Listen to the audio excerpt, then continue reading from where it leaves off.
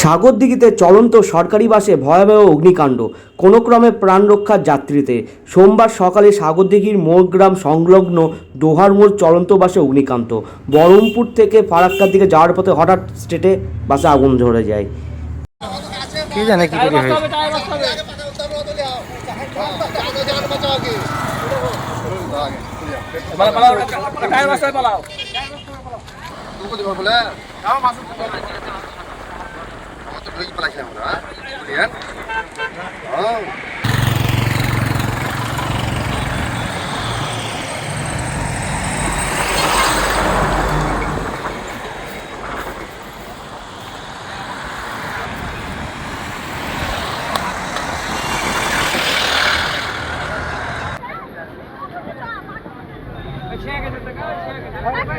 যাবো না।